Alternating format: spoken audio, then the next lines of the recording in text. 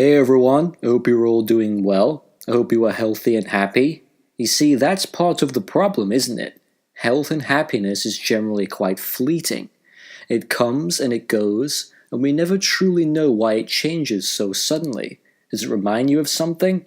Much like the weather, and how unpredictable it can be at times. What if you could get advanced information about a future event that you are worried about? Even though it is very difficult to read the future, it isn't impossible. So in this video, I will be explaining the Taoist methods of weather divination. Many of you out there are already involved in some type of divination, perhaps the tarot cards, tea leaves, palm reading, even something as simple as tossing a coin to make a decision. But very few are familiar with the Taoist techniques. In ancient China, emperors would hire Taoist priests who were known as weather watchers. These special individuals would observe the natural phenomena by looking at weather conditions and elements. They would help their rulers with some of the most important decisions, such as when to go to war, when the crops would begin to grow, and if any disaster would strike and harm the kingdom.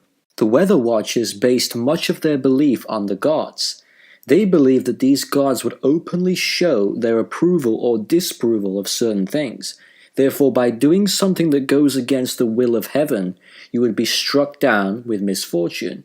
These weather watchers were highly valued in ancient Chinese society, but how did they do it exactly? Now, some sources state that a diviner specializing in reading weather omens would sit high up on a mountaintop with a full clear view of the sky, and they would usually sit near a large magical pine or oak tree, and from there they would begin to make prophecies based upon directions of wind, temperatures, the local wildlife, and the colors of the horizon.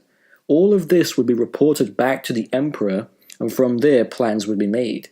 Much of the purpose behind learning Taoist weather magic is involved with fate. To understand this further, I will need to explain the concept of fate or destiny within Taoist belief. There exist the three fates in Taoism, otherwise known as San Ming: the fate of heaven, the fate of earth, and the fate of man. Not to be confused with the powers of heaven, earth, or man. That's something different. The fate of heaven, or the mandate of heaven, is related to time, from the moment a person is conceived to when they are born. This particular type of fate, as the name suggests, is controlled by the heavenly bodies, such as the stars, the sun, the moon, etc. The fate of Earth is related to the physical location that the person resides in, so the actual city or village and landscape that they are in. It helps to be knowledgeable about geography here, and certain mountain formations that are either good or bad to be around. This one is interesting in the sense that it isn't based upon your deeds, so you can still encounter bad luck whether you're a good person or not. And lastly, there is the fate of man, perhaps the one that we have the most control over, and yet at the same time we always fall victim to it. This one relates to one's behavior.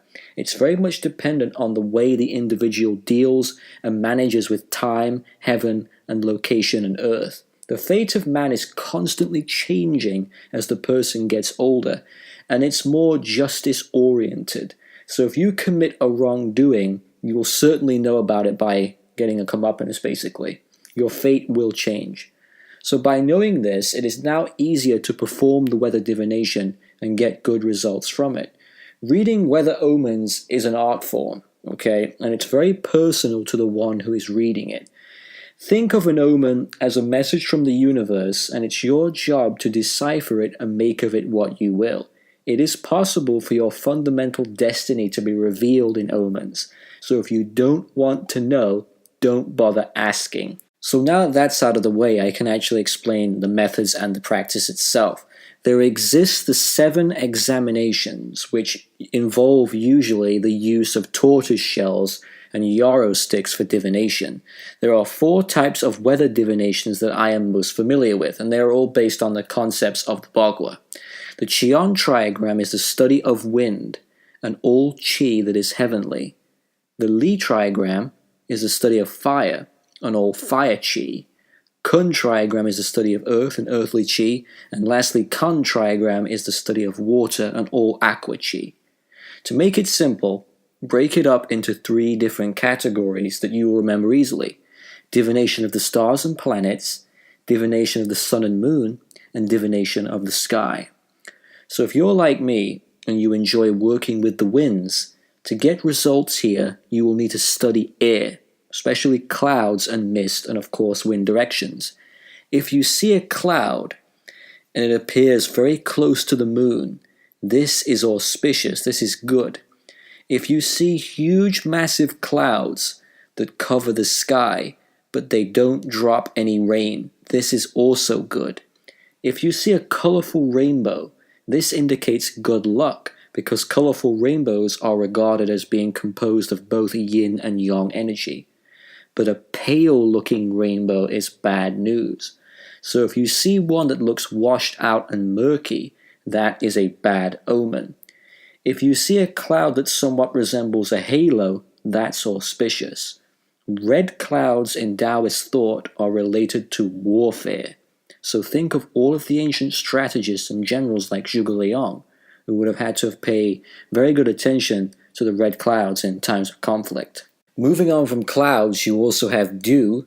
It was often nicknamed the celestial wine by Taoists, as it represents abundance, a very good omen to see if you are divining.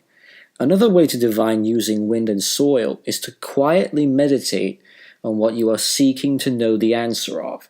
So for example, you would pick up a handful of soil from the ground and silently within your mind say to yourself, if this soil blows to the east, then I am destined for success.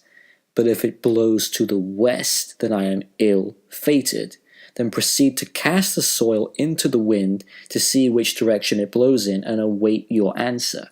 Now, if you get an answer, whether it be good or bad, don't keep asking, just accept what you are given. The wind itself and its sound is key here. If you can hear what sounds like voices in the wind, you can use a magical stone called a bloodstone, hold it to your ear, and it will work as a deciphering tool, and you'll be able to understand what the voices are saying and whether it is negative or positive in origin. What I tend to do is perform a wind calling ritual, and I will spend an hour or so listening to what the wind is telling me. Now, thunder in Taoism is always considered to be wonderful.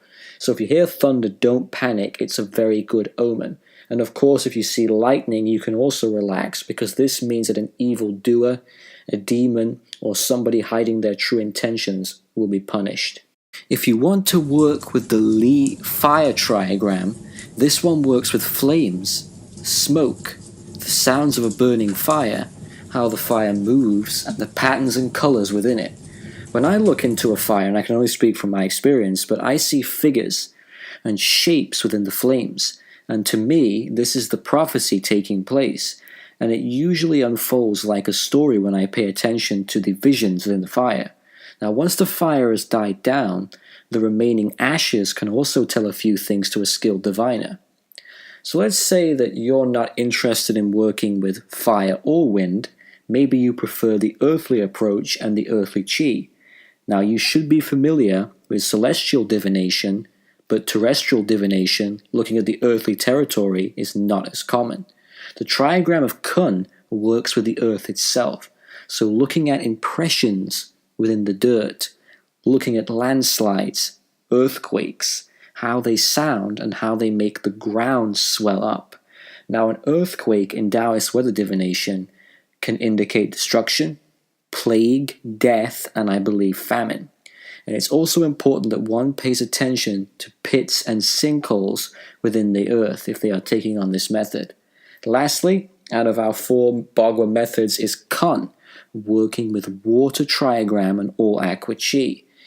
Here you will want to look deeply at the impressions within the water. If you notice a sudden change in the flow, the current, a sudden splash, this could be auspicious or inauspicious. It could be unlucky, it could be evil, depending on your situation. Pay very close attention to the color of water. See what it reflects and see if the color changes. It is well known within Taoist belief that if you see a well that is dried up, or if you see a dead fish within the water, This is an ill omen. This is very bad. But if you see water that was once filthy and full of dirt has suddenly become clear and clean for no reason, this is a very good omen. Torrential rain is considered to be unlucky because it is known to destroy crops and cause floods. So I think by now most of you out there are starting to see the pattern with this type of magical system. It's very much based in common sense. As the Magic Armory YouTube channel would say, common sense occultism, and it's true. If you take that route, if you have that mindset that you're going into a magical ritual or you're doing something but you're using your own basic senses and you're using your own intuition and your initiative and you're not depending too much on the books and too much on the teachers, you're going with what feels right. Of course, you have to go to the books to get the names of the gods, to work with them, and to find out how to appease them. But at the end of the day, it's got to come from you. So it is very true. If you want to divine using the celestial bodies, this is also possible.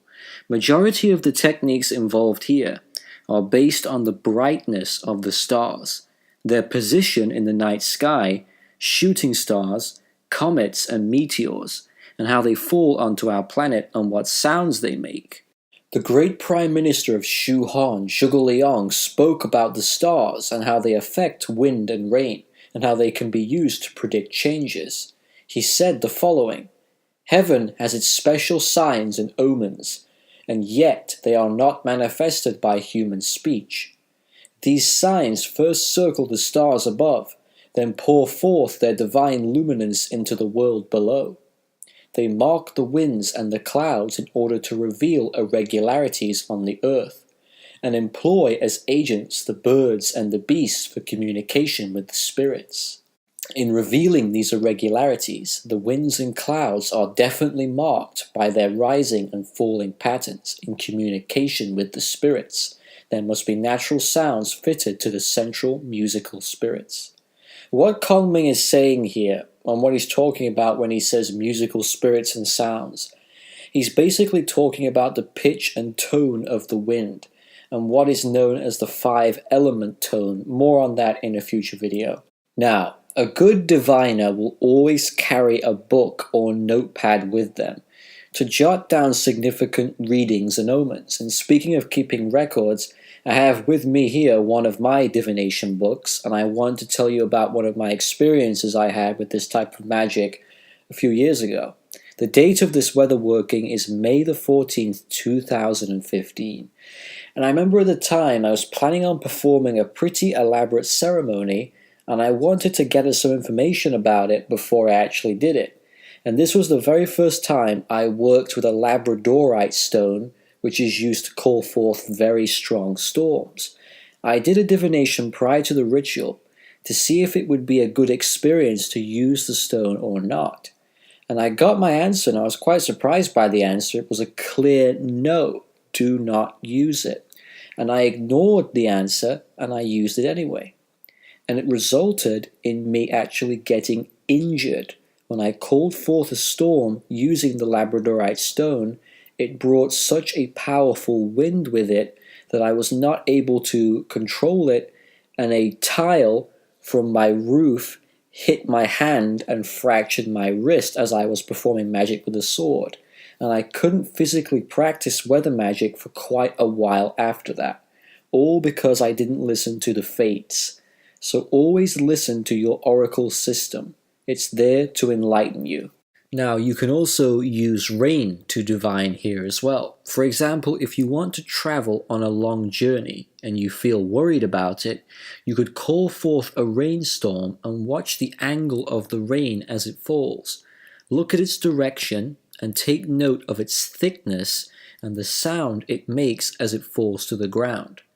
If the sky is overcast, this can indicate that something is unclear, uncertain, and therefore no definitive answer can be given at that time. Even the fates can be unsure. Other weather watchers might look at an overcast sky and say that it's showing that someone is harboring a hidden agenda against you. different mystics will interpret the omens in different ways. The yarrow sticks and tortoise shells come into use with a practice known as augury. The priest would study the energetic properties of, say, someone's dreams, the sound of water, or weather conditions in general, and the practitioners would look closely at heat, sunshine, cold, and rain to get a better understanding of things to come. Now, what I'm about to tell you here is one of the most important things about the entire practice of Taoist weather magic. The following information is so important that without it you couldn't practice the art. When all is balanced and healthy, different mental states would arise in people relating to the weather. So the wind would generate sageliness, the cold would generate planning, the heat, wisdom, the sunshine, order, and the rain, solemn. But when too much of these weather conditions were recorded, it would result in ignorance from too much wind, urgency from too much cold, idleness from too much heat, arrogance from too much sun, and madness from too much rain. So remember, like all things in Taoism, balance is key. And I think on that note, I'm going to conclude this video on Taoist weather divination. And no doubt at some point in the future, I'll return back to this subject and maybe I'll give you some live demonstrations of myself out on my 7-star altar, just looking up at the heavens and picking things out as I go along. I think that'd be quite interesting. So thanks for watching, everybody. Take care, and I'll see you soon.